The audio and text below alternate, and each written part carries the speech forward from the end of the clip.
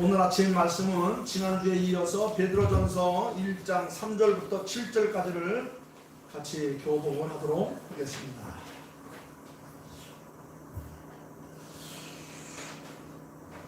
오늘 설교 제목은 3절 말씀에 있는데 잘 보시고 함께 읽어 나가도록 하겠습니다.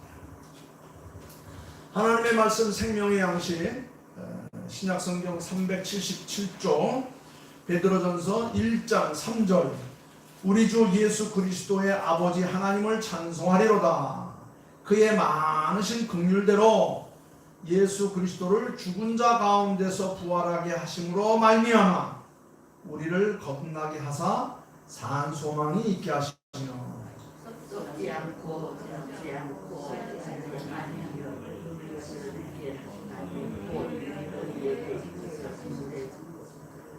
너희는 말세에 나타나기로 예비하신 구원을 얻기 위하여 믿음으로 말미암아 하나님의 능력으로 보호하심을 받았느니라.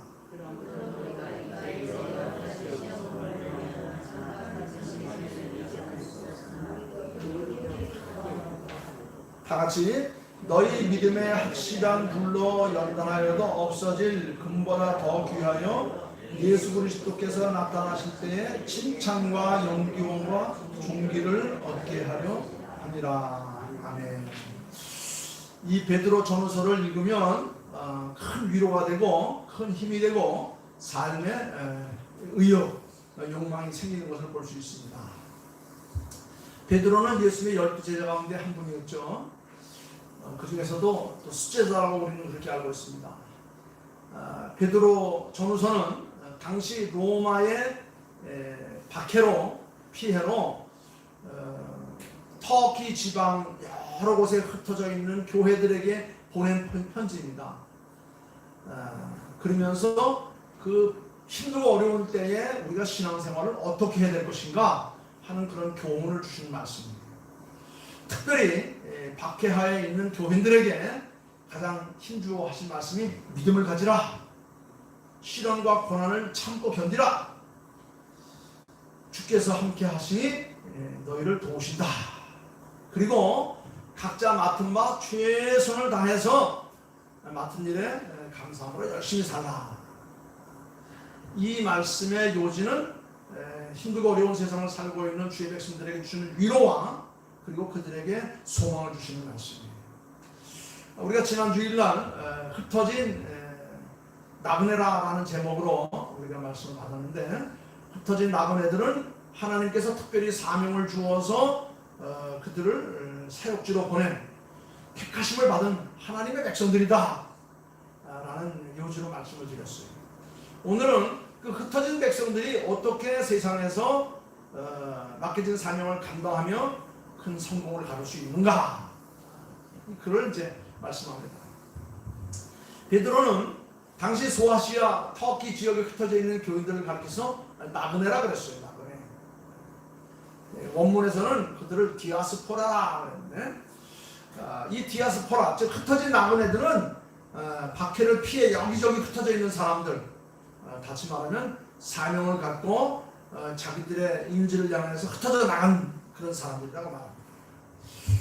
그런데 그 당시 교인들만 흩어진 나그네가 아니라 오늘 이 시점에 살고 있는 저와 여러분들도 하나님께서 흩으신 나그네들이에요. 하나님께서 귀한 사명을 주어서 주어진 가정에, 지역 사회에, 또 국가와 이 시대에 하나님께서 쓰시고자 하시는 뜻이 계셔서 우리를 흩으셨습니다. 나그네는 크게 두 종류로 우리가 한번 생각해 볼 수 있습니다. 하나는 떠난 곳은 알지만 어디로 어떻게 가야 할지를 모르고 사는 떠돌이들이 있어요. 그 방황하는 자들, 유랑자들이 있습니다. 분명히 떠나온 곳은 있는데 갈 곳이 없어요. 어디로 가야 될지, 어떻게 살아야 될지, 그래서 좌왕우왕하는 그런 무리들이 있습니다. 또 하나는 떠난 곳도 알지만 가는 목적도 분명해서 그것을 향해서 힘찬 발걸음으로 걸어가는 나그네들이 있어요. 우리가 여행을 떠나면 정해진 목표가 있죠. 저는 이제 여기 사니까 항상 어디를 간다 그러면 벌써 떠나기 전에 머릿속에 딱 그려요. 어디 그러면 거기는 도로가 몇 가지 정도가 있는데 그 도로 중에 어떤 거로 가는 게 또 경제적이고 어떤 거로 가는 것이 또 편하고 어떤 곳으로 가는 것이 관광이 되고 어떤 곳으로 가는 것이 좋은 거 하는 것을 머리에 딱 그립니다. 그러면 딱 정해진 목표를 향해서 이제 가는 거예요. 업무차 빨리 가야 될 때는 직선길로 빨리 가는, 그리고 여유있게 갈 때는 또 좀 돌더라도 관광하면서 여유있게 가는 그런 길도 있어요. 그렇습니다. 우리는 떠나는 것도 알고 있지만 어디로 가는지 어디로 어떻게 가야 될지 분명히 아는 사람들이에요. 우리의 최종 목적지는 어디죠? 하나님 계신 하나님의 나라. 하나님 계신 하나님의 나라. 우리가 종종 비행기를 타고 여행을 하다 보면 이제 목적지 거의 다다라옵니다. 처음 가는 지역, 낯선 지역, 말도 다르고 문화도 다르고 먹는 것도 다 다른 그런 지역, 그런 나라의 공항에 가까워지면, 착륙 시간이 점점 가까워지면 호기심과 함께 두려움도 생기고 걱정스러움도 생겨요. 아직 만나보지도 못했어요. 어느 곳에 있는지도 몰라요. 무엇을 먹을지 아무것도 모르는. 왜냐하면 남의 나라이기 때문에. 그런데 여행을 다 마치고 인천공항이 가까워지면 마음이 따뜻해지고 마음이 편해집니다. 왜 그렇습니까? 이제 내 나라요. 내 집이 있는 것이고 내 가족들이 있고 내 사랑하는 이들이 있는 곳이기 때문에 인천공항에 가까우면 갈수록 마음이 편해집니다. 그리고 공항에 내려서 인천 대교를 딱 건너서 이제 막 서울 통해서 이 사창리 쪽을 향해 오면 아주 신나요. 이제 가면 장할 것도 많아요. 내놓을 선물도 많아요. 만나보고 싶은 친구들도 있어요. 그렇습니다. 우리는 떠나는 것도 분명하지만 우리가 도착해야 될 목적지도 분명한 사람입니다. 여러분, 여행을 갔다가 동네 들어오면 늘 마음이 편해지지 않습니까? 왜 그렇습니까? 내가 살던 곳이기 때문에, 내가 사는 곳이기 때문에, 내가 앞으로 계속 또 살아야 될 곳이기 때문에 그런 겁니다. 베드로 사도가 이 글을 쓸 당시의 교인들 역시 이 땅 위에 집을 짓고 땅의 수산을 먹고 살지만 영원히 살 것은 아니기 때문에 베드로 사도는 뭐라고 하냐면 너희는 흩어진 나그네들이다 그랬어요. 흩어진 나그네들. 언젠가 너희들이 그 나그네 여정을 마치고 다시 본향을 향해 달려간다. 나그네라도 갈 곳이 없는 나그네가 있고 갈 곳이 확실한 나그네들이 있어요. 갈 곳이 없는 나그네들을 뭐라고 합니까? 정처 없는 나그네들, 떠돌이 인생들. 그 나그네는 늘 삶을 방황하고 늘 헤매게 되는 겁니다. 무엇을 어떻게 하면 어떤 모습으로 살아야 할지를 모르고 우왕좌왕하는 그런 상황. 그러나 갈 곳이 정해진 나그네는 그날을 기다리며 돌아갈 준비를 하는 겁니다. 그날을 기다리며 돌아갈 준비. 가서 내가 누구를 만나서 어떤 선물을 내놓고 어떤 즐거운 얘기를 해야지. 그의 삶 속에 에너지가 넘치는 삶. 왜? 갈 곳이 분명하기 때문에, 만날 수 있는 사람이 확실하기 때문에 그들에게 내놓을 선물들을 많이 준비하는 거예요. 여러분, 나는 지금 어떤 인생을 살고 있는가? 정처 없는 나그네를 삶을 떠들어 살고 있는가? 아니면 갈 곳이 분명하고 만날 사람이 있고 내놓을 선물을 좀 준비하는 그런 아주 가슴 벅찬 삶을 살고 있는가? 자, 오늘 3절 말씀에 그랬어요. 우리 주 예수 그리스도 아버지의 하나님을 찬송하리로다. 그의 많으신 긍휼대로 예수 그리스도의 죽으심 자 가운데 부활하심으로 말미암아 우리를 거듭나게 하시고 우리에게 뭘 있게 하셨다? 산 소망이 있게 하셨다 그랬습니다. 예수 그리스도로 말미암아 우리가 돌아갈 본향이 확실해졌어요.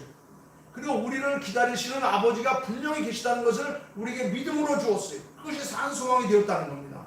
산 소망, 살아있는 소망. 우리 모두가 다 살아있는 영혼들이죠. 구약성의 리빙 소울이라고 했어요. 살아있는 영혼. 또한 거기다 살아있는 소망을 가지고 있는 사람입니다. 이 세상을 살다 보면 살아있는 것과 죽은 것이 언제든지 있어요. 죽은 것을 보면 상당히 혐오스럽죠. 추해요. 더러워요. 심지어는 아주 무섭기까지 하고 두렵기까지 하고 흉측스러워요. 그러나 살아있는 것은 아름답습니다. 생기가 돕니다. 그런데 생명체가 있는 곳에는 무생명체도 있어요. 여러분, 죽은 사람과 살아있는 사람을 한번 비교해 보겠습니다. 여러분, 죽은 사람이라고 해서 죽는 순간 머리털이 다 빠지고 눈이 빠지고 귀가 빠지고 판다리가 없어지고 그냥 죽는 순간 다 사라집니까? 아니에요. 죽어도 그대로 다 있습니다. 다만 숨 쉬는 것이 정지되고 움직이는 것이 정지되고 감각이 없을 뿐이에요. 건드려도 반항이 없고 불러도 대답이 없어요. 무언가를 주어도 받지 않습니다. 그러나 살아있는 사람은 달라요. 살아있는 사람은 밤에 잠을 자다가도 코를 보고 밤에 잠을 자다가도 헛소리를 하고 잠꼬대를 해요. 왜? 살아있다는 증거입니다. 요새 좀 덜한데 집사람이 가끔 가다 보면 잠꼬대를 아주 심하게 해요. 아주 일을 많이 하고 힘들면 잠꼬대를 하더라고요. 여러분도 아시지만 우리 안방하고 제 방하고 거리가 멀어요. 근데 안방에서 서재에서도 소리가 들려요. 놀라서 가보면 자고 있어요. 아, 이거 살아있구나. 아주 건강하구나. 뭐 염려할 거 전혀 없네. 그리고 다시 내 방에 들어와 또 잡니다. 그렇습니다. 살아있다는 증거예요. 살아있다는 증거. 밤에 잠을 자면서도 코를 골고 잠꼬대를 하고 그렇습니다. 코를 고는 게 뭐예요? 그 증거는 숨을 쉰다는 겁니다. 어떤 사람은 자면서도 무언가 계속 중얼거려요. 물론 모양새가 좋지 않고 보기는 좀 그렇지만 그 살아있다는 증거로 위로가 되고 힘이 되고 더 오히려 더 아름다워 보여요. 더 예뻐 보여요. 더 귀하게 보입니다. 믿음도 마찬가지예요. 믿음도 죽은 믿음과 살아있는 믿음 겉모양은 똑같아요. 구별할 수가 없어요. 그러나 믿음이 죽어있으면 움직이지 않습니다. 믿음이 죽어있으면 신앙생활도 안 해요. 기도하지 않고 교회 안 나오고 성경도 안 읽고 예배 시간에 설교도 안 듣고 일도 안 하고 자기 멋대로 살아갑니다. 왜? 믿음이 죽어있기 때문에 그런 거예요. 그러나 사람 믿음은 가만히 있을 수가 없습니다. 믿음이 살아있으면 그 신앙생활이 활력이 도는 거예요. 기도하고 성경 읽고 부지런히 교회 나오고 전도하고 봉사하고 심지어는 꿈을 꿔도 예수 꿈 꾸고 헛소리를 해도 교회에 대한 얘기만 하는 거예요. 이게 믿음이 살아있는 겁니다. 이게 바로 아름다운 모습이에요. 가만히 누워있거나 앉아있을 수가 없습니다. 몸이 근질근질거려서 살아있는 사람은 인간을 움직여야 돼. 여러분 각자 자신의 삶을 한번 점검해 보시기 바랍니다. 나는 죽어있는가? 나는 살아있는가? 바울 사도는 고린도후서 13장 5절 말씀에서 분명히 말했어요. 너희가 믿음에 있는가? 너희 자신을 시험하고 너희 자신을 확증하라 그랬어요. 응? 바울 사도 그랬습니다. 늘 날마다 너 자신을 점검해라. 네가 지금 살아있는가? 죽어있는가? 네 믿음이 있는가? 너희 자신을 시험해보라.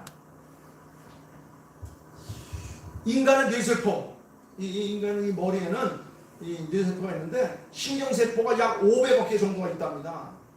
지금 컴퓨터가 아무리 발전을 했어도 인간의 뇌를 못 따라가요. 이 머리통 요 안에는 약 이 부속이 말하자면 컴퓨터 부속이 약 500억 개가 있다는 겁니다. 우리 몸 전체에 이 머리는 쥐 통제부 같은 거예요. 사령부 같은 겁니다. 이 뇌가 건강해야 건강한 생각과 건강한 계획과 건강한 판단과 건강한 행동들이 가능한 거예요. 뇌가 건강하면 우리의 건강한 신앙, 건강한 생각을 하게 되고 늘 머릿속에 말씀이 떠나지 않는 그런 역사가 일어나는 겁니다. 여러분 부속만 있다가 원전한 겁니까? 그 부속을 움직일 수 있는 에너지가 공급되어야 돼요. 에너지가. 그렇죠? 우리 컴퓨터가 아무리 좋은 게 있어도 코드를 정 꽂지 않으면 먹통이지 안 되는 것처럼 우리의 머리에도 수백억 개, 500억 개의 그런 그 부속품이 있는데 이걸 움직이려면 에너지를 공급해줘야 돼요. 그 에너지가 뭐냐? 하늘의 신령한 말씀이에요. 말씀이 들어가서 우리의 머리를 움직여주면 놀라운 역사가 일어나는 겁니다. 아름다운 생각, 건강한 계획, 그리고 확실한 판단, 그리고 활력 넘치는 그 행동을 통해서 우리의 삶이 이 세상을 이끌어갈 수가 있는 거예요. 눈이 건강한 사람은 신령함과 신령한 세계를 볼 수 있습니다. 귀가 건강하면 하나님의 말씀을 듣고 또 바르게 들을 수가 있는 겁니다. 입이 건강하면 복음을 전하고 소리를 내고 기도하고 찬송하는 일에 힘줄 수가 있는 거예요. 찬송을 한 가닥을 불러도 늘 힘찬 말씀, 늘 감동이 넘치는 말씀, 하나님 앞에 영광을 돌릴 수 있는 그런 찬송을 드리고 우리 입이 살아있으면 항상 바른 말씀을 할 수 있는 거예요. 팔다리가 건강하면 걷고 뛰고 주의를 하는 것이고 복음을 전하고 여기에 다니는 겁니다. 이게 바로 뭐냐? 살아있는 믿음, 건강한 믿음이 있는 거예요. 자, 그렇다면 오늘 본문 말씀을 보니까 베드로가 말한 산 소망이 뭐냐? 여러분 소망은 뭡니까? 소망이라는 것은 바라보고 기대하는 거예요. 앞을 바라보고 앞으로 내가 어떤 것을 얻으리라, 어떻게 살 것이다 기도하는 겁니다. 산소망이라는 살아있는 대상을 바라보고 기대하는 거예요. 죽은 소망은 뭐예요? 늘 죽은 것들만 바라보고 죽기만을 생각하는 그런 사람들. 그건 나을 수가 없어요. 그건 점점 침체되고 점점 퇴보할 수밖에 없습니다. 자, 오늘 말씀에 이제 3절 말씀에 보니까 예수 그리스도의 부활로 말미암아 우리를 거듭나게 하고 산소망 있게 하셨다고 했는데, 구체적으로 그럼 그 산소망은 어떤 것인가? 4절 말씀 보니까 그 산소망은 바로 하늘에 있다고 그랬어요. 하늘에. 4절 말씀 우리 같이 한번 읽어보겠습니다. 시작. 썩지 않고 더럽지 않고 쇠하지 아니하는 유업을 있게 하시나니 곧 너희를 위하여 하늘에 간직한 것이라. 우리의 살아있는 소망은 하늘에 있어요. 하늘에. 썩지 않고 더럽지 않고 쇠하지 아니하는 기업을 있게 하기 위해서 우리로 하여금 늘 하늘을 바라보고 하늘을 기대하고 하늘로부터 뭔가를 얻으려고 희망을 갖게 하신 것이다. 지금부터 3, 40년 전은 건설의 붐이 이러는데 한 3, 40년 지나고 나니까 그때 지었던 건물들이 많이 낡았어요. 그래서 지금은 리모델링 시대예요. 대형 건물이건 아파트건 단독주택이건 오래된 건물 안과 밖을 새로 고치는 것이 유행이 되었습니다. 지금 3, 40년, 4, 50년 전에는 건축이 벌어서 그냥 얼마나 많은 것들이 지었습니까? 그런데 지금은 그걸 다 리모델링 하고 있지 않습니까? 물론 새로 짓는 것보다는 값이 싸지만 리모델링 비용도 만만치 않습니다. 더 불편한 것은 집을 비워야 된다는 거예요. 그리고 10년이나 20년이 지나면 또다시 수리를 해야 돼요. 왜 그렇습니까? 이 세상 것은 세월이 흐르면, 시간이 지나면 썩고 더러워지고 부서지기 때문에. 그러나 하나님이 우리를 위해 마련하신 그 하늘나라, 하늘의 기업은 오늘 말씀과 같이 뭐라 썩지도 않고 더러워지지도 않고 망가질 일도 없다. 이게 베드로의 고백입니다. 이유는 뭡니까? 하나님께서 만드셨고 하늘에 있고 하나님께서 관리하시기 때문에 그것들은 오늘 여기 말씀과 같이 썩지도 않고 더러워지지도 않고 쇠하지도 아니한다. 이것을 내가 너희들에게 주기 위해서 이미 하늘에 다 만들어 놓고 내가 간직하고 있다. 너희들의 소망, 너희들의 바라봄, 너희들의 기대는 하늘에 있다는 것을 잊지 말라. 어떤 생물학자가 연구를 했답니다. 세 종류의 짐승들이 있는데 첫째는 하늘을 나는 것도 있어요. 대표적인 겁니다. 독수리, 우리 가까이에서 볼 수 있는 까치, 까마귀, 또 매, 솔개, 기러기 등등 많은 조류가 있죠. 하늘 날아다니는 겁니다. 두 번째는 땅 위에 기어다니는 것입니다. 대표적인 것이 호랭이, 사자, 코끼리, 기린, 작은 것들은 고양이, 개, 이런 것들은 땅 위에서 살고 땅 위에서 먹는 것들입니다. 그 다음에 세 번째는 땅 아래에 사는 것들이죠. 흙이나 뻘에 묻혀 사는 것들, 지렁이, 군뱅이, 미꾸라지, 조개, 이런 것들, 흙이나 뻘에 사는 것들. 근데 세 가지 것들을 가운데서 가장 건강하고 가장 전염병이 약하고 가장 수명도 오래 사는 것들이 뭔가 봤더니 이 하늘 나는 겁니다. 하늘 나는 것들은 건강하고 전염병도 적고 멀리 높게 따르게 됩니다. 하늘이 높고 넓고 하기 때문이라고 했습니다. 그렇습니다. 여러분, 우리의 소망과 기업은 하늘에 있는 겁니다. 우리는 하늘을 바라봐야 되는 거예요. 눈이 아플 때, 답답할 때, 힘들 때, 숨이 안 설 때는 밖에 나가서 하늘을 쳐다보세요. 그러면 마음이 탁 트입니다. 눈이 밝아지는 것 같아요. 하늘을 바라보고 1시간 동안 눈을 또 땅을 바라보면 다시 또 이렇게 내려보면 아주 마음이 시원해집니다. 여러분, 하늘을 바라보는 것이 훨씬 기분도 좋고 몸 근육에도 좋고 우리 몸 척추에도 아주 좋다는 거예요. 땅만 바라보기 바라보기 위해서 목을 구부리고 머리를 떨어뜨리는 것 때문에 어깨가 아프고 허리가 아프고 그게 구부러진다는 겁니다. 우리 일할 때 막 구부리고 일하다 보니까 막 허리 아프잖아요. 그럼 하늘을 보고 일할 때 허리 아픈 사람 어디 있어요? 그렇습니다. 깨끗한 물을 마셔야 건강한 것처럼 산 소망을 가져야 우리의 삶이 건강할 수 있어요. 우리의 산 소망은 하늘에 있습니다. 하늘을 바라보고 하늘을 기대하는 겁니다. 그곳에는 썩을 것, 더러운 것, 없어질 것들이 없어요. 오히려 그런 것들과 함께 살다 보면 우리의 삶 자체가 병들고 우리의 삶 자체가 게으르고 나태해질 수밖에 없습니다. 그 다음에 6절 말씀 보니까 우리의 산 소망은 바로 기뻐함이라고 했어요. 그러므로 너희가 이제 여러 가지 시험으로 말미암아 잠깐 근심하게 되지 않아 없으나 오히려 크게 기뻐하도다 그랬어요. 그렇습니다. 소망을 갖는 자는 지금 힘들고 어려워도 늘 기뻐할 수 있다. 마침내 승리는 너에게 있을 것이다 그랬어요. 초대교회 교인들은 예수 믿는 이유로 박해하고 따돌림 당하고 추방당하고 죽임당하고 온갖 시련과 아픔을 겪어야 했습니다. 그런데 베드로는 그런 것들은 잠깐이라고 말하면서 소망은 영원한 것이라고 그랬습니다. 우리가 이 땅에 사는 거 길어야 100년인데 그 짧은 그 영혼에 비하면 그거는 문제도 안 된다. 영원한 천국 하늘을 바라보고 믿음을 가지고 사는 것, 이것이 바로 우리들에게 가장 큰 복이다. 예수 그리스도를 살리신 하나님께서 우리를 거듭나게 하시어 우리에게 산 소망 있게 하셨는데 그것은 우리로 하여금 기쁨을 주기 위해다 그랬어요. 제가 순서지 뒤에다가 글을 하나 예화를 하나 실었어요. 2차 세계대전 때 연합군 포로 수용소 안에서 있었던 일입니다. 연합군 포로 수용소 안에 수감된 포로들에게 이상한 병이 하나 퍼지기 시작했는데 그 병명을 가시철망병이라고 불렀다는 겁니다. 이 군의관들이 붙인 거예요. 근데 이 병에 걸린 사람들은 모두가 다 우울증에 시달립니다. 밤이면 잠도 이루지 못합니다. 몸이 점점 쇠약해집니다. 전신에 쇠약에 누워가 있습니다. 움직이려 되지 않습니다. 늘 짜증만 내고 불평만 하고 그러고 삽니다.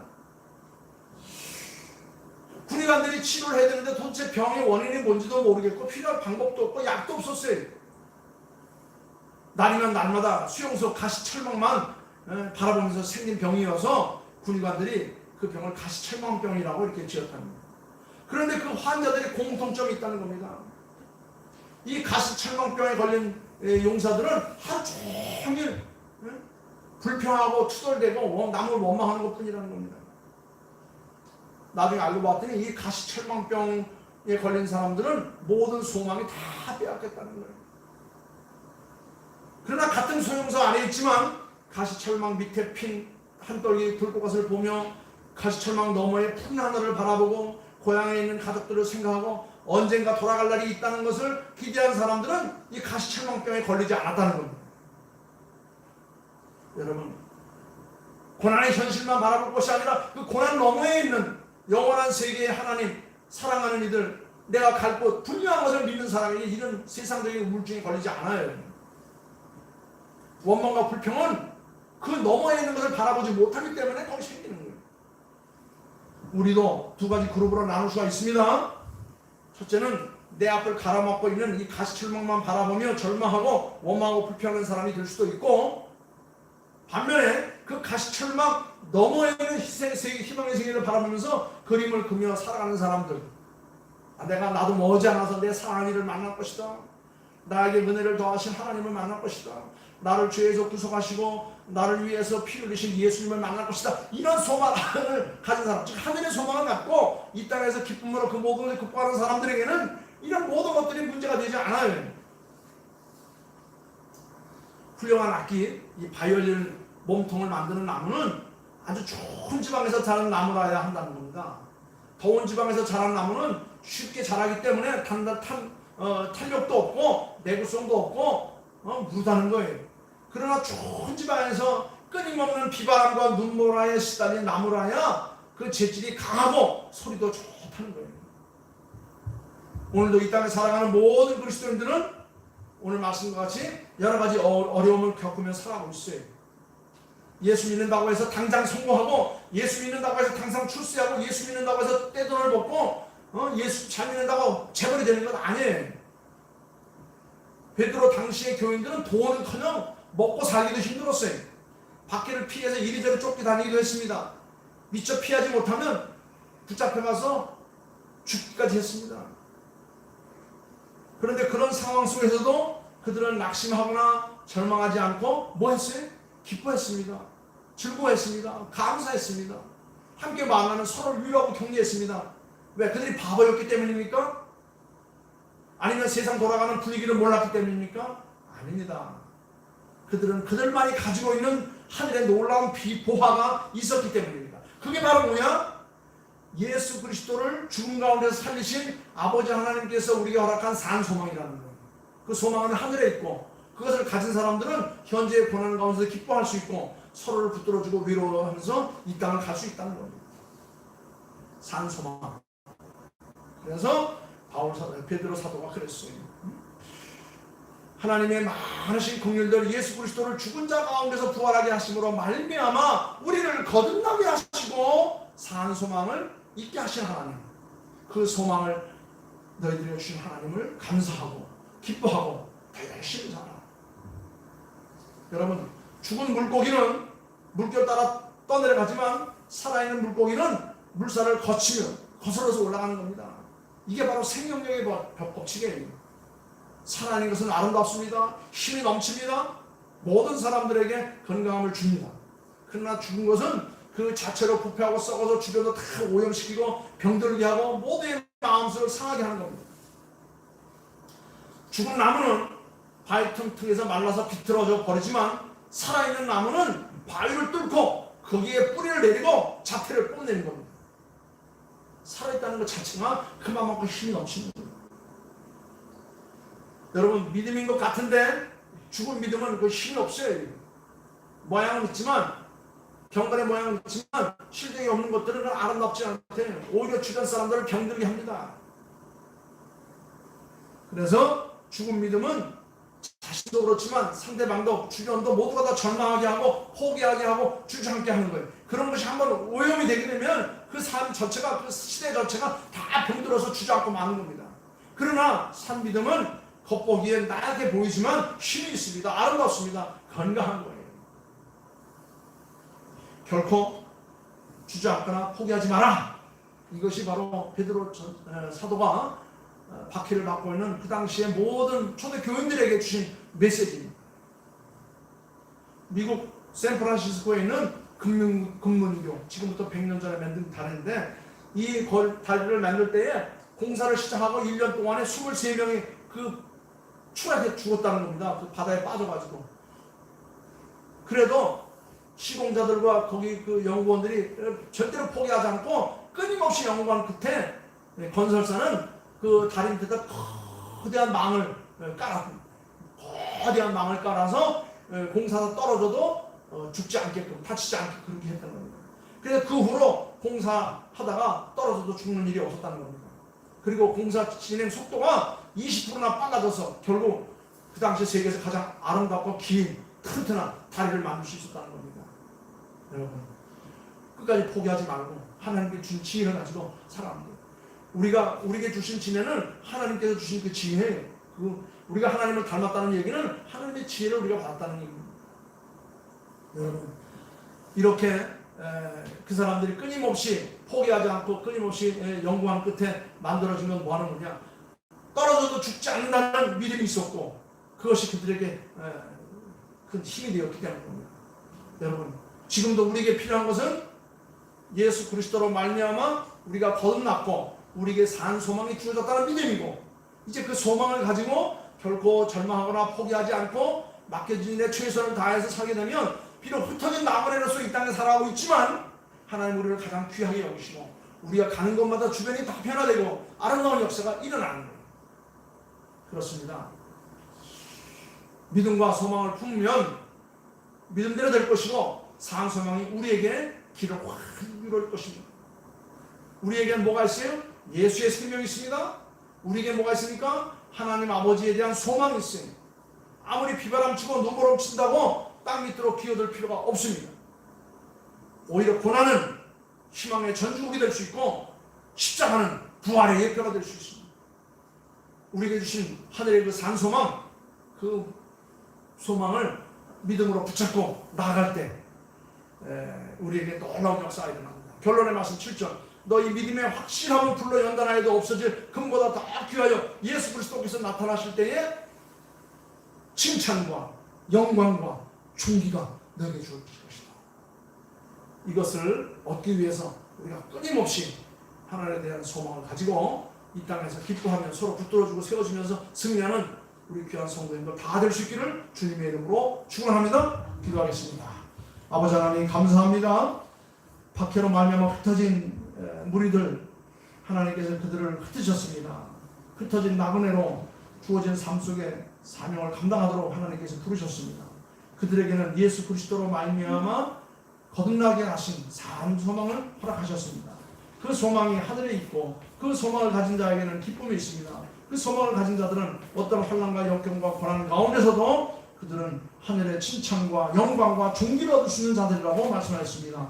그 말씀을 우리에게 주심을 감사합니다. 그 말씀을 붙들고 또 한 주간 또 한 세상 승리하며 살아갈 수 있는 저희들 되게 도와 주셔서 감사하며 거룩하신 예수님의 이름으로 기도하옵나이다. 아멘.